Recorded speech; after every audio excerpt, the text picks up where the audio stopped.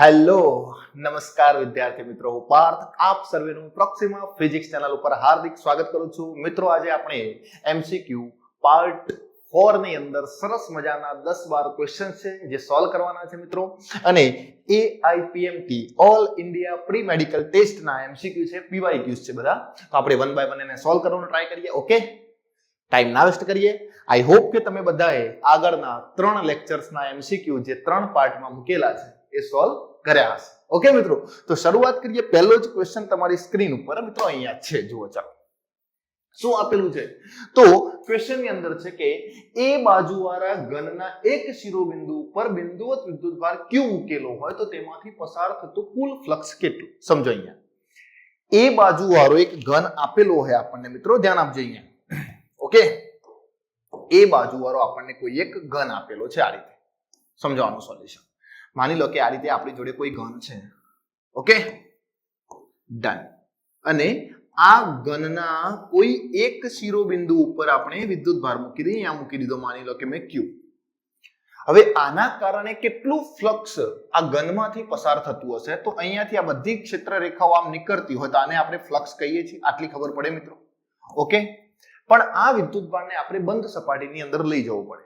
તો અહીંયા એક ઘન હોય તો ઘનના આ ઘન છે આ ખૂણા ઉપર, તો આ બાજુ એક મૂકો ઘન, એક આ બાજુ, એક આ બાજુ, એક ઉપર, એ રીતે ટોટલ 8 ક્યુબ મૂકીએ આની આજુબાજુ. કેટલા મિત્રો? એક અહીંયા મૂકવો પડે, એક અહીંયા મૂકવો પડશે, એક અહીંયા મૂકવો પડશે, એક અહીંયા મૂકવો પડશે. આ રીતે ટોટલ કેટલા? 8 ઘન મૂકવા પડે. ફોર એક્ઝામ્પલ આપણે સમજીએ અહીંયાથી, જુઓ, ધ્યાન આપજો. માની લો કે મારી જોડે આ રીતે એક નાનકડું ઘન હતું, બરાબર છે ને? ઓકે, અને મેં આ ઘનના કોઈ એક શિરોબિંદુ ઉપર શું કર્યો છે? વિદ્યુતભાર મૂક્યો છે. તો આના કારણે અહીંયાથી નીકળતું ફ્લક્સ શોધવું હોય તો પહેલા તો આ વિદ્યુતભારને આપણે શું કરવું પડશે?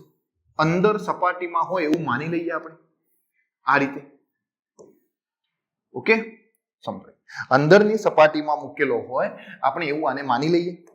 તો અંદર મૂકેલો હોય મિત્રો, તો આપણને કેટલું ફ્લક્સ મળતું હશે? ચલો, હજુ અંદર નથી થયો, હજુ બહાર છે. તો બહાર હોય તો ફરીથી આ રીતે બીજા 2 ક્યુબ જોડવા પડશે, ફરીથી બીજા 4 ક્યુબ પાછળની બાજુ જોડવા પડશે, તોય અંદર થશે. કારણ કે આ બાજુ છે આ ખૂણા ઉપર, તો પાછળથી તો ઓપન જ છે. જો આ ક્લોઝ સપાટીમાં હોય તો અહીંયાથી ફ્લક્સ બહાર આવે મિત્રો Q/ε0. પણ આપણો જવાબ આ નથી. કેમ? આપણે તો આ એક જ સપાટીમાંથી બહાર, સોરી, એક સપાટી નહીં, આપણે એક ભાગમાંથી બહાર આવતું શોધવાનું છે. તો આખા ઘનનો આ એક ભાગ એટલે 8મો ભાગ થયો. અને 8મા ભાગમાંથી જે ફ્લક્સ બહાર આવે મિત્રો, એ કેટલું હોય? તો ફ્લક્સ phi બરાબર Q/8ε0 આટલું હશે. અને એ જવાબ એટલે આપણો મિત્રો સી આન્સર. બરાબર છે? એઆઈપીએમટી 2012 માં પૂછાયેલો સવાલ છે, બહુ સરસ મજાનો. અને આવા નાના સવાલ તો બહુ આસાનીથી સોલ્વ થઈ જવા જોઈએ મિત્રો. ઓકે, ચલો નેક્સ્ટ ક્વેશ્ચન 72. ચલો જુઓ, R ત્રિજ્યાના ગોળાકાર ગાઉસિયન બંધ સપાટી વડે ઘેરાયેલો વિદ્યુતભાર Q છે. કોઈ R ત્રિજ્યાની એક ગોળાકાર ગાઉસિયન સપાટી આપી છે. ઓકે, ચલો, R. અને આના વડે ઘેરાયેલો વિદ્યુતભાર કેટલો છે મિત્રો? Q જેટલો છે. એટલે Q વિદ્યુતભાર આની અંદર હોવો જોઈએ.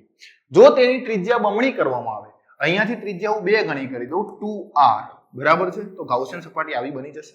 તો આમાંથી બહાર આવતું ફ્લક્સ કેટલું? તો જુઓ, આના કારણે જેટલી વિદ્યુત ક્ષેત્ર રેખાઓ મિત્રો બહાર નીકળતી હતી, બરાબર છે ને, એ આટલી હતી.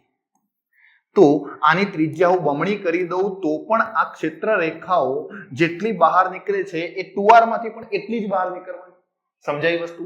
પહેલા સ્ફિયરમાંથી, પહેલા ગોળાકાર ગાઉસિયન પૃષ્ઠમાંથી જેટલી ક્ષેત્ર રેખાઓ બહાર નીકળતી હતી એટલી જ બીજા ગોળામાંથી બહાર નીકળશે. એટલે ફ્લક્સની અંદર કોઈ જ ફેરફાર નહીં થાય મિત્રો. ફ્લક્સ કેવું હશે?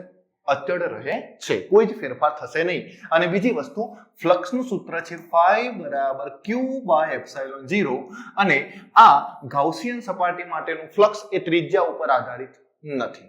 એટલા માટે અહીંયા ત્રિજ્યા તમે 2 ગણી વધારો, 3 ગણી વધારો કે 4 ગણી, ફ્લક્સ પરિમાણ ઉપર આધાર રાખતું નથી અને નથી. ઓકે, ચલો નેક્સ્ટ સવાલ જુઓ. ઓકે મિત્રો, ચલો જુઓ, અહીંયા સરસ મજાનો સવાલ છે. નિયમિત વિદ્યુત ક્ષેત્ર E વોલ્ટ પર મીટરમાં જે સમતલમાં છે તે જ સમતલમાં વિદ્યુત ક્ષેત્ર સાથે સંક્ષિપ્ત દિશામાં L મીટર બાજુવાળો એક ચોરસ એવી રીતે મૂકેલો છે આકૃતિમાં કે જેથી વિદ્યુત ક્ષેત્ર અને ચોરસની બાજુ વચ્ચેનો ખૂણો કેટલો બને? થીટા. ભાઈ, આ ચોરસની બાજુ અને વિદ્યુત ક્ષેત્ર વચ્ચેનો ખૂણો થીટા કીધો છે આપણને, બરાબર છે? સમજીએ કઈ જગ્યાનો કીધો છે આપણને, એક ચોરસની બાજુ અને વિદ્યુત ક્ષેત્ર વચ્ચેનો ખૂણો કેટલો છે મિત્રો, થીટા કીધો છે. ક્લિયર આટલી વસ્તુ? હવે શું કીધું છે આગળ જુઓ. હવે આગળ શું કીધું છે, જે આકૃતિમાં બતાવેલું છે, તો આ ચોરસની સપાટીમાંથી પસાર થતું ફ્લક્સ વોલ્ટ પર મીટરમાં કેટલું હોય. હવે યાદ કરી લો કે ફ્લક્સનું સૂત્ર સપાટી માટે હોય તો ફ્લક્સ ફાઈ બરાબર ઈ એ કોસ થીટા, અને આ થીટા એટલે શું મિત્રો, થીટા શું છે, થીટા એ ઈ એન્ડ એ વચ્ચેનો શું છે મિત્રો, આ ખૂણો છે. હવે આ રીતે પૃષ્ઠ મૂક્યું હોય તો આનો ક્ષેત્રફળ સદિશ છે ને એ સમતલની લંબ બહારની તરફ હોય, આ રીતે બહારની તરફ, અને વિદ્યુત ક્ષેત્ર આ દિશામાં છે, તો ખૂણો કેટલા ડિગ્રી, 90 ડિગ્રી. તો અહીંયા થીટા કેટલા આવશે મિત્રો, 90 ડિગ્રી થઈ જાય, અને થીટા 90 થાય તો અહીંયાથી ફ્લક્સ કેટલું મળશે આપણને મિત્રો, 0. ઓકે, તો ફ્લક્સ કેટલું થાય, 0 થશે. આપણે યાદ રહે કે ફ્લક્સ શોધતા હોય ત્યારે ખૂણો વિદ્યુત ક્ષેત્ર અને ક્ષેત્રફળ સદિશ વચ્ચેનો જ લેવામાં આવે છે, અને ક્ષેત્રફળ સદિશ અને વિદ્યુત ક્ષેત્ર વચ્ચેનો ખૂણો અહીંયા કેટલો છે, 90 ડિગ્રી. આ ખબર છે ને નિશાની મિત્રો, જુઓ આ રીતે દર્શાવવામાં આવે તો એ પૃષ્ઠને લંબ અંદરની તરફ છે, બરાબર છે, આને કહેવાય ઇનવર્ડ.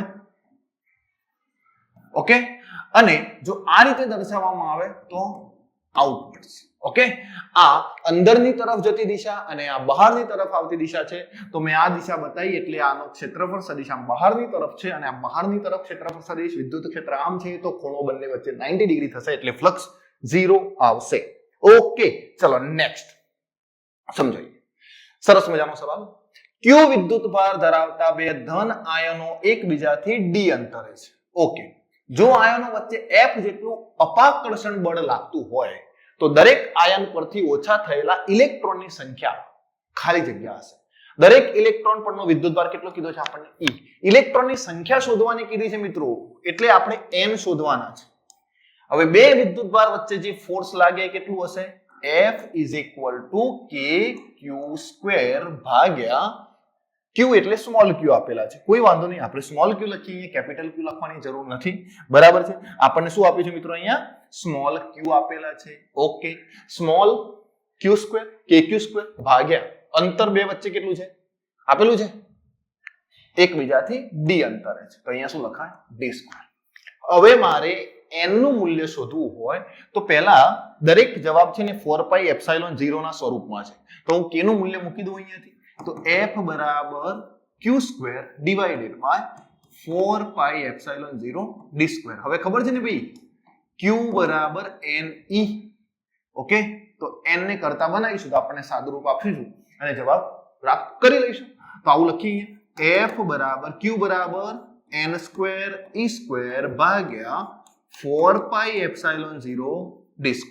e² ને સોરી n² ને કરતા બનાવીએ તો n² બરાબર શું થશે, n² ને કરતા બનાવો તો F 4πε0 d² ભાગ્યા e².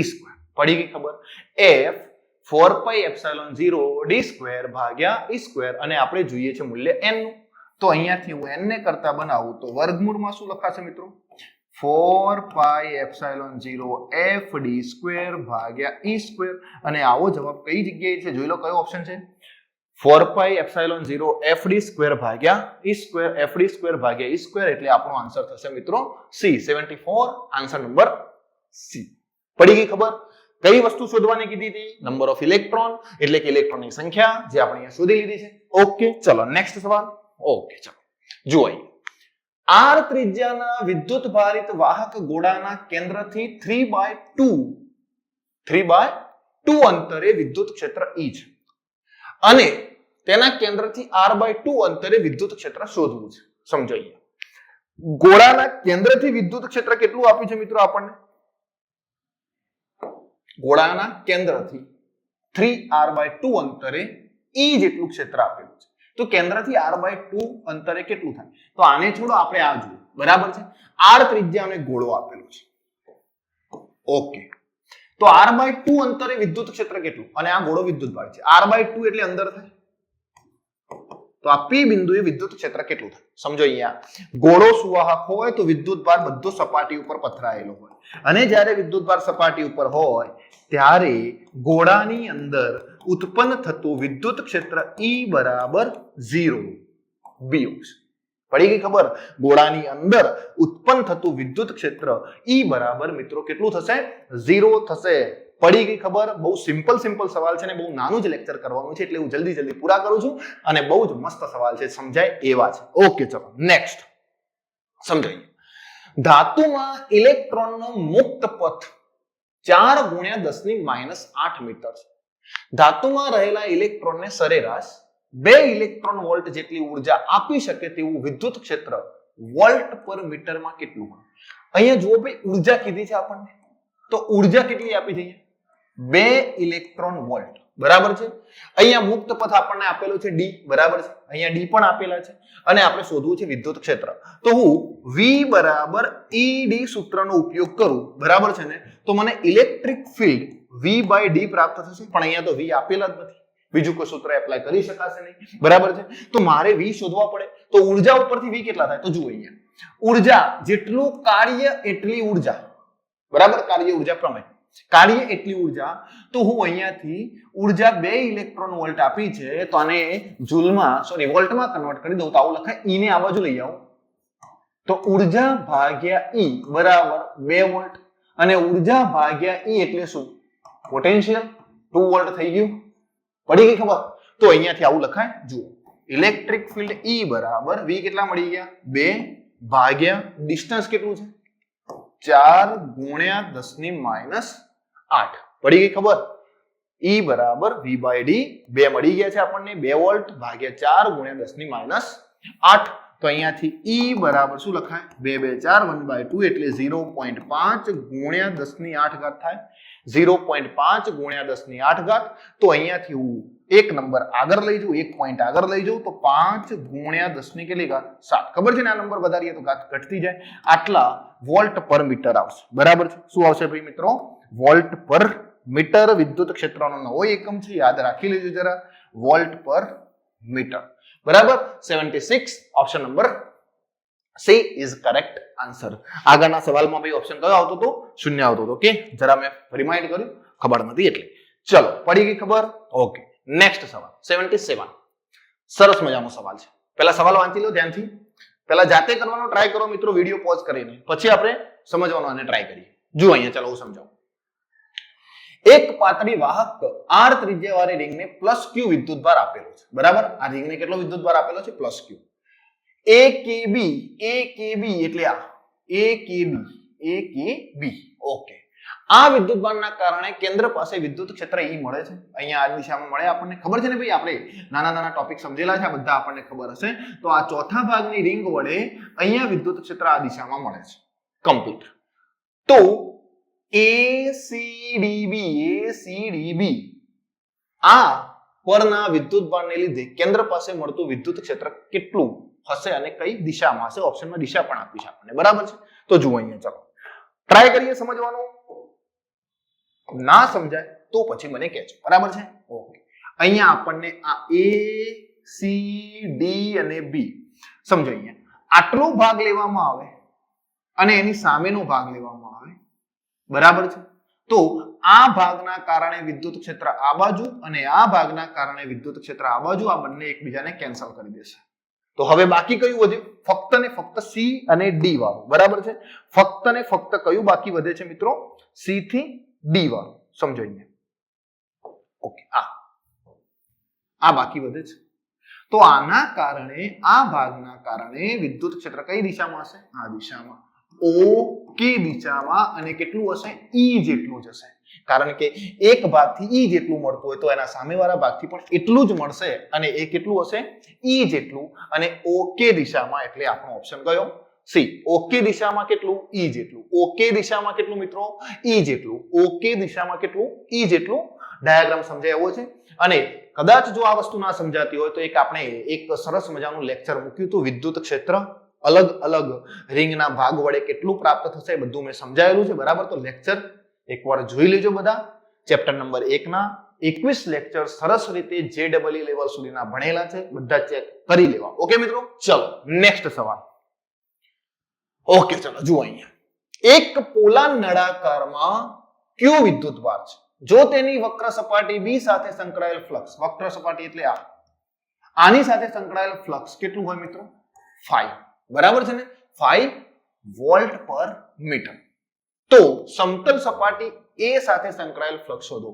આ સપાટી સાથે કેટલું ફ્લક્સ સંકળાયેલું હશે? તો પહેલા તો A અને C જોડે જે ફ્લક્સ સંકળાયેલું હોય સમાન જ હોય. તો અહીંયા ફ્લક્સ A હોય તો એના જેટલું જ અહીંયા હોય ફ્લક્સ A, કારણ કે બંનેની ત્રિજ્યા સરખી છે, બંનેના પરિમાણ સરખા છે. ઓકે, સમજો અહીંયા. તો આ નળાકારમાંથી બહાર આવતું પહેલા તો કુલ ફ્લક્સ કેટલું? તો 5A plus 5B plus 5C. પડી ગઈ ખબર? ઓકે, આ સપાટીમાંથી બહાર આવતું, પહેલી સપાટીમાંથી અને આ વક્ર સપાટીમાંથી બહાર આવતું ફ્લક્સ આ 5B છે. બરાબર છે? તો એ બધાનું ટોટલ કરીએ તો કુલ ફ્લક્સ મળી જશે. અને કુલ ફ્લક્સ એટલે Q/ε0. 5A એમના એમ રાખી લઈએ. 5B આપણને આપેલા છે, B સાથે સંકળાયેલ ફ્લક્સ કેટલું છે? 5. અને 5C એના જેટલા જ હશે તો 5A લખાય. તો અહીંયાથી શું થઈ ગયું? Q/ε0 બરાબર 5A તો 2πA પ્લસ 5. મારે 5A શોધવા છે તો હું 5A ને કરતા કરું મિત્રો તો મને જવાબ કયો મળશે? તો જુઓ અહીંયાથી 2πA બરાબર શું લખાય? Q/ε0 minus 5. તો અહીંયાથી 5A બરાબર 2 ને આ બાજુ લઈ આવો તો 1/2 કૌંસમાં શું વધ્યું? Q/ε0 minus 5. બરાબર છે? સરસ મજાનો સવાલ, એનું મસ્ત સોલ્યુશન. તો આપણો જવાબ D 1/2 Q/ε0 માઇનસ 5. એક સપાટીમાંથી આ A સપાટીમાંથી બહાર આવતું ફ્લક્સ એટલું હશે, B માંથી પણ એટલું બહાર આવશે, C માંથી પણ એટલું, એટલું બહાર નહીં આવે. તો C માંથી કેટલું ફ્લક્સ બહાર આવતું હશે ભાઈ? એ તો આપણને B માંથી કેટલું ફ્લક્સ બહાર આવતું હશે એ તો આપણને આપેલું છે 5 જેટલું. અને આના ઉપરથી આપણે આ રીતે સોલ્યુશન કરીએ તો આપણને આન્સર ઈઝીલી પ્રાપ્ત થશે. ડન? ઓકે, ચલો જવા દઈએ નેક્સ્ટ સવાલ. સમજો 79. સવાલ બહુ મોટો છે અને એકદમ ઈઝી છે.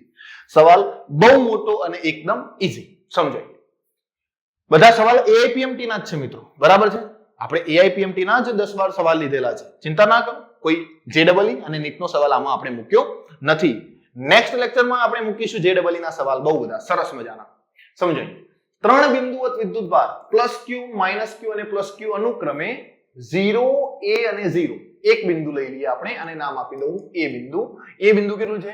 0, A અને 0 અને 0, 0, 0. બીજું બિંદુ આપ્યું છે આપણને, સમજીએ. બીજું બિંદુ કેટલું છે ભાઈ? 1 ને નામ આપી દઈએ, એક જ મિનિટ હે ને, સમજાઈએ.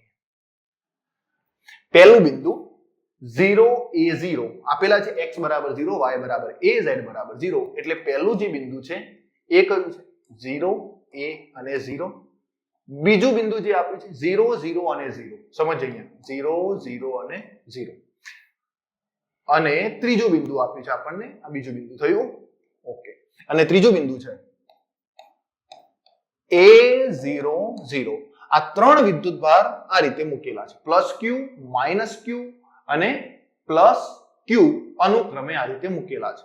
તો વિદ્યુતભારોના તંત્રની વિદ્યુત ડાયપોલ મોમેન્ટનું મૂલ્ય અને દિશા ખાલી જગ્યા થશે. બરાબર છે? સમજાય? આપણે પહેલા 3 વિદ્યુતભારને મૂકી દઈએ આ રીતે. આપણને કાર્ટેશિયનમાં આપેલા છે આ રીતે. બરાબર છે? એક બિંદુ પહેલો વિદ્યુતભાર +Q કઈ જગ્યાએ મૂકેલો છે? 0, A, 0. એટલે 0, A, 0 આ x, y અને z. તો 0, A, 0 એટલે આ થાય બિંદુ, x 0, z 0 પણ y a છે. બરાબર છે? તો અહીંયા એક +Q વિદ્યુતભાર મૂકેલો છે. બીજો વિદ્યુતભાર કયો મિત્રો? -Q. -Q 0, 0 અને 0 ઉપર મૂકેલો છે. અહીંયા -Q મૂકેલો છે મિત્રો, 0, 0, 0 એટલે ઉગમ બિંદુ ઉપર મૂકેલો છે. અને ત્રીજો વિદ્યુતભાર +Q એ કઈ જગ્યાએ મૂક્યો છે? A, 0, 0. A, 0, 0 એટલે x a, y 0 અને ઓકે. અને આપણને પરિણામી ડાયપોલ મોમેન્ટનું મૂલ્ય શોધવાનું કીધું છે. તો જુઓ અહીંયાથી સમજો. ક્વેશ્ચનની અંદર બાય મિસ્ટેક થોડી ભૂલ છે, હું સમજાવું કઈ જગ્યાએ ભૂલ છે એ પણ આપણે ટ્રાય કરી લઈએ છીએ. બરાબર છે? ડાઉટ રહેવો જોઈએ નહીં. સમજો જે ઉગમ બિંદુ ઉપર વિદ્યુતભાર મૂકવામાં આવ્યો છે ને મિત્રો એ -q નથી, યાદ રાખજો -2q છે. કેટલો છે અહીંયા? -2q છે. ઓકે, પડી ગઈ ખબર આટલી? ઓકે, ચલો. તો આ -2q વિદ્યુતભાર મૂકેલો છે આપણે. તો સમજો અહીંયા -2q એટલે એક વિદ્યુતભાર -q અને બીજો વિદ્યુતભાર -q. તો આની ડાયપોલ મોમેન્ટ એક -q થી +q તરફ હશે અને બીજી ડાયપોલ મોમેન્ટ આ દિશામાં હોય. તો આને આપણે કહી દઈએ P1 અને આને કહી દઈએ P2. બરાબર છે? તો પરિણામી ડાયપોલ મોમેન્ટ કઈ બાજુ હોય? આ દિશામાં હોય. ઉગમ બિંદુથી આ બિંદુ સુધી હોય અને આ બિંદુ એટલે કયું બિંદુ મિત્રો? XA, YA અને Z0. બરાબર છે? અને આ ડાયપોલ મોમેન્ટ કેટલી? બે સદિશ વચ્ચે ખૂણો 90 ડિગ્રીનો છે. તો 90 ડિગ્રીનો હોય તો અહીંયા ડાયપોલ મોમેન્ટ √2p થાય. કેટલી થાય? √2p. અને p એટલે બે વિદ્યુતભાર વચ્ચેનું અંતર કેટલું થશે? 0 થી A, 0 થી A સુધી છે ને ભાઈ, ઉગમ બિંદુથી અહીંયા સુધી એટલે A કહેવાય. બરાબર છે ને? તો અહીંયા પણ A સુધી, અહીંયા પણ A સુધી. તો આ A જેટલું અંતર છે તો ડાયપોલ મોમેન્ટ P બરાબર 2A * Q. બે વિદ્યુતભાર વચ્ચેનું અંતર A છે તો AQ થશે. A * Q. તો ડાયપોલ મોમેન્ટ થઈ. તો અહીંયા પરિણામી ડાયપોલ મોમેન્ટ જે હશે P નેટ એ કેટલી હશે? √2A * Q. √2A * Q. અને √2A * Q એટલે √2A * Q. √2A * Q કઈ દિશામાં ભાઈ? ઉગમ બિંદુથી 0 0 0 થી AA0 તરફ. AA0 બિંદુઓને જોડતી દિશામાં, એટલે પહેલો ઓપ્શન સાચો. અહીંયાથી ઉગમ બિંદુથી આ બિંદુ તરફ. બરાબર છે? પહેલો ઓપ્શન કરેક્ટ. ખબર પડી ગઈ? ફરીથી એકવાર રિવાઇઝ કરી લેજો. બહુ સરસ મજાનો સવાલ છે. ખાલી પરિણામી ડાયપોલ મોમેન્ટ શોધવાની કીધી છે. થોડા બિંદુઓ આપણને ઓળ દીધા છે પણ આપણને સમજાય એવા જ છે.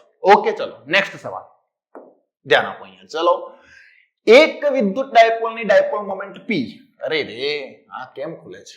ઓકે, એક વિદ્યુત ડાયપોલની ડાયપોલ મોમેન્ટ P ને નિયમિત વિદ્યુત ક્ષેત્રમાં મૂકેલી છે. આ ડાયપોલને 90 ડિગ્રી સુધીનું ભ્રમણ આપવા માટે કરવું પડતું કાર્ય કેટલું હોય? તો કાર્ય બરાબર W બરાબર શું લખીએ આપણે?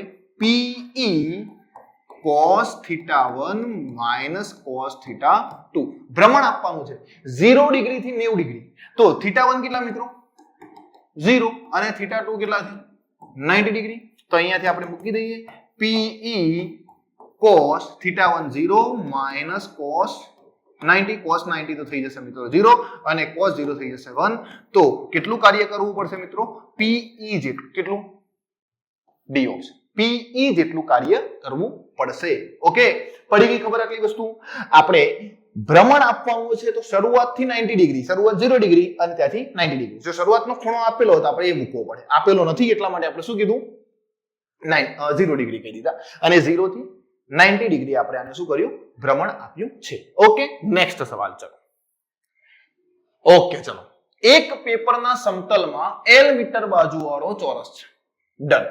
આકૃતિમાં દર્શાવ્યા પ્રમાણે ચોરસના નીચેના મર્યાદિત ભાગને મર્યાદિત ભાગ આટલો ઓકે વિદ્યુત ક્ષેત્રમાં રાખેલો છે. તો તેની બાજુ સાથે સંકળાયેલ ફ્લક્સ કેટલું? ભાઈ વિદ્યુત ક્ષેત્ર આ દિશામાં છે ને આ રીતે પૃષ્ઠ મૂક્યું છે તો આનો ક્ષેત્રફળ સદિશ કઈ બાજુ હોય? બહારની બાજુ હશે. ક્ષેત્રફળ સદિશ કઈ બાજુ હોય ભાઈ? બહારની બાજુ. તો ક્ષેત્રફળ સદિશ બહારની બાજુ છે. વિદ્યુત ક્ષેત્ર આ દિશામાં તો ખૂણો 90 ડિગ્રી થઈ ગયો અને ખૂણો જો θ 90 ડિગ્રી હોય તો ફ્લક્સ phi બરાબર EA cos 90. કેટલું થશે ફ્લક્સ ભાઈ? 0. ઓકે, તો આની સાથે સંકળાયેલ ફ્લક્સ કેટલું હશે મિત્રો? C. 0 જેટલું હશે. પડી ગઈ ખબર? ઓકે, બહુ સિમ્પલ સવાલ છે. જવા દઈએ આગળ. Okay, so thank you so much. મળીએ નેક્સ્ટ લેક્ચર ની અંદર જેઈ ના સવાલ સાથે. આ AIPMT ના બહુ જ મસ્ત સવાલ હતા, બહુ જ નાના સવાલ હતા. તો આ નાનું લેક્ચર તમે જોઈ અને પ્રેક્ટિસ કરી લીધી હશે. ઓકે મિત્રો, મળીએ નેક્સ્ટ લેક્ચરમાં JEE ના ઇમ્પોર્ટન્ટ PYQ સાથે. ત્યાં સુધી bye bye and thank you.